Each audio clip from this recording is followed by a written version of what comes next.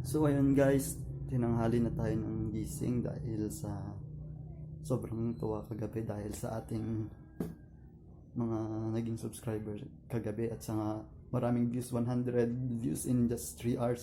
So isang malaking tulong yon. And shout out nga pala kanila Paula Ancheta, Arvin Caluza at John Clarence na isa sa mga nanood at nag-subscribe sa ating channel. So pag hindi mo pa napanood yung video natin kahapon, lalagay ko siya sa description below yung link at ito yung video.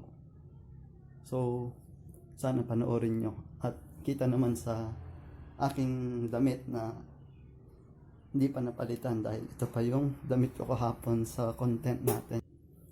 It's already 10:41 AM, so yan, kitang kita naman sa ating bintana kung gaano na katirik yung araw. And malamang dahil late na ay gutom na tayo, so samahan nyo ako sa aming kusina. Gutom na tayo kaya hahanap muna tayo ng pwedeng maluto. So dito tayo sa kusina ngayon. Oh my god, wala tayong stock. Ayun, may isang beef noodles. So ito ang luluto natin ngayon. So kaso common to eh. So gagawin natin tong special. So samahan niyo ako.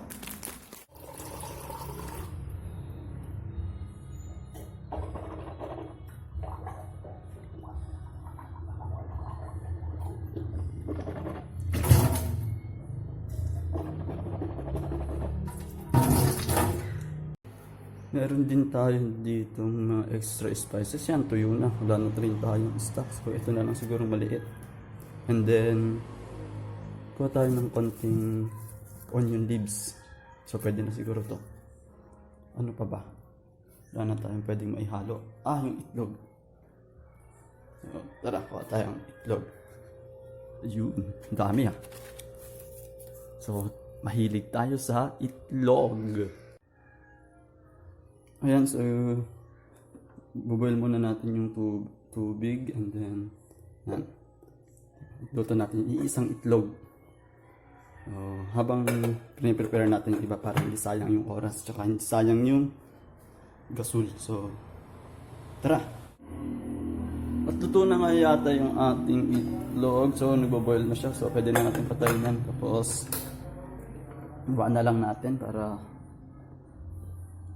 lumamig-lamig na mamaya. So ganyan na muna para hindi siya maging soft boiled, para may lagyan natin sa noodles natin. So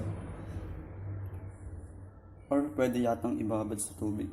Mamaya na lang. At ito na nga yung ating mga ingredients. So hindi ko na, wala na tayong clip nung paano natin siya prepare. Kasi kala ko kanina nagre-record pero hindi pala. So ito na siya. So kunin natin yung bowl. And then lagyan natin yung instant noodles.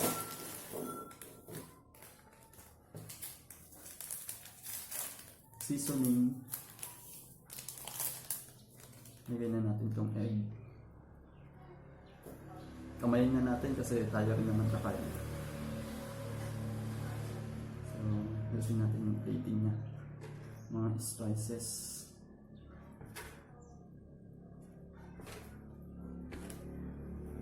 Siyempre, ito lang, hot water. Kasi hindi ako mahilig sa overcooked na noodles. So, ito na.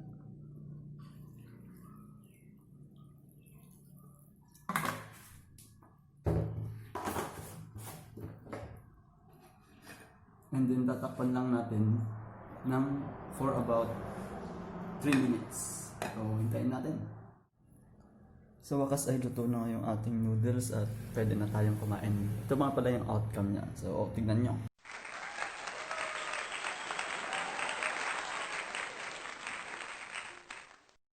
At dyan na nagtatapos ang ating video. Kaya kung mas gusto mo pa ng ibang video sa susunod ay please like, comment, share, and subscribe. Bye-bye!